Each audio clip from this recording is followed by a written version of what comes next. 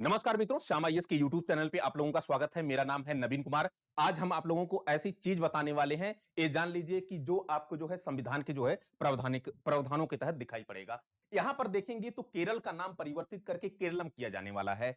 और ये प्रोसेस कैसे होगा? किसी राज्य का नाम अगर परिवर्तन करना हो, दो राज्यों का एक क्षेत्र बना करके कोई एक नया राज्य स्थापित करना हो, या फिर जो है नाम परिवर्तन, सीमा परिवर्तन, नए राज्यों की स्थापना, जो भी प्रोसेस होगा वो सारे प्रोसेस हम समझने वाले हैं। यहां पर अगर आप देखेंगे कि केरल का नाम परिवर्तित करके केरलम कर दिया गया, तो ये कैसे किया गया?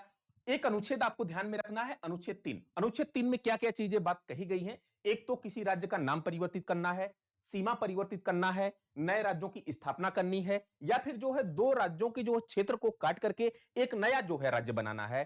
तो ये सब प्रोसेस कैसे किया जाएगा अब समझना जरा। जैसे मान लीजिए कि केरल ने डिमांड की कैबिनेट से, या कैबिनेट का ही मन हुआ, या फिर जन कल्याण को ध्यान में रखते हुए या हिस्ट्री को ध्यान में रखते हुए केंद्रीय कैबिनेट क्या करेगी? एक प्रस्ताव तैयार करेगी। और एक चीज आपको यह भी ध्यान में रखना है कि ये जो प्रस्ताव तैयार किया जाएगा वो राष्ट्रपति की पूर्व सूचना से तैयार किया जाएगा। ठीक है। और ये जो राष्ट्रपति की पूर्व सूचना से जब प्रस्ताव तैयार किया जाएगा तो राष्ट्रपति इसको अपने पास मंगाता है।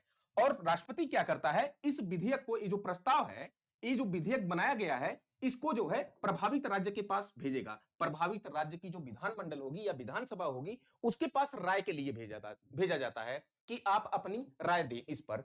अब क्या करना है कि ये जो राष्ट्रपति महोदय हैं, इनको जो है राज्य का जो विधानमंडल होता है इस पे एक निश्चित टाइम जो है सुनिश्चित करते हैं कि इतने टाइम के भीतर भीतर आए आप अपनी राय को हमको दे दें। ठीक है। फिर ये राष्ट्रपति के पास आता है। फिर उसके बाद क्या होता है समझना जरा। उसके बाद क्या होता है? उसके बाद ये संसद के पटल पर रखवाया जाता है, संसद के पटल पर। और संसद में दो सदन होते हैं, एक तो लोकसभा होती है। कौन? लोकसभा होती है जिसको हम निम्न सदन कहते हैं, जो है जनता का सदन होता है। और एक उच्च सदन होती है जो हम राज्यसभा कहते हैं, अस्थाई सदन। ठीक है ना। अब यहां पर जब लोकसभा में ये लाया जाएगा तो लोकसभा में उपस्थित सदस्यों का 50% से अधिक सदस्य अगर इसको पास कर देते हैं तो फिर ये कहां चला जाएगा? ये राज्यसभा में चला जाएगा। और यहां पर भी उपस्थित सदस्यों के 50% सदस्य, अगर 50% से अधिक सदस्य इसको पास कर देते हैं तो अगर नाम परिवर्तन का मैटर होगा तो नाम परिवर्तित हो जाएगा, सीमा परिवर्तित मैटर होगा, सीमा परिवर्तित हो जाएगा। और इसके अलावा नए राज्यों की स्थापना का अगर मैटर होगा तो नए राज्यों की स्थापना हो जाएगी। तो ये सब सारे प्रोसेस हमने जो है देखा कि केरल का जो नाम परिवर्तित करके केरलम किया जाने वाला है, ये सब सारे प्रोसेस हैं। अब समझना जरा, यहां पर जो है दो संविधान संशोधन अधिनियम जुड़े हुए हैं। एक जो है पांचवां संविधान संशोधन अधिनियम 1955, और दूसरा एक संविधान संशोधन अधिनियम जुड़ा हुआ है 18वां संविधान संशोधन। लेकिन ये जो 18वां संविधान संशोधन अधिनियम है ये यूटी के लिए है, केंद्र शासित प्रदेशों के लिए। ये जो पांचवां संविधान संशोधन अधिनियम 1955 है, ये आपको ध्यान में रखना है। पांचवां संविधान संशोधन अधिनियम 1955 क्या कहता है उसको समझिए। यहां पर दो बातों का जिक्र किया गया है। पहली बात क्या है?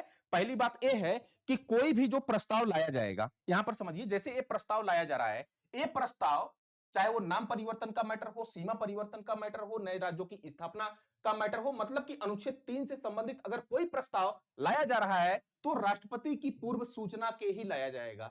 ठीक है ना। ये पहली बात कही गई। और दूसरी बात इसमें जो है क्या कहा गया? दूसरी बात इसमें ये जो है, दूसरी बात इसमें क्या कहा गया? ये जो है पांचवां संविधान संशोधन अधिनियम, इसमें कहा गया कि भाई राष्ट्रपति क्या करेगा? प्रभावित राज्य के पास राय लेने के लिए भेजेगा और उसको एक निश्चित सीमा देगा, समय सीमा देगा, है ना। उसके भीतर वो जो है राज्य का विधानमंडल वो उसको वापस करना होगा। देन ये मैटर संसद में आएगा और संसद के दोनों सदनों में साधारण बहुमत से पास हो जाएगा। तो नाम परिवर्तन, सीमा परिवर्तन, नए राज्यों की स्थापना, जो भी मैटर होगा वो चीजें जो है फिर हो जाएंगी। तो ये आपका पूरा प्रोसेस रहा। तो मिलते हैं कल नए इशू के साथ। आज के लिए इतना ही। Thank you so much.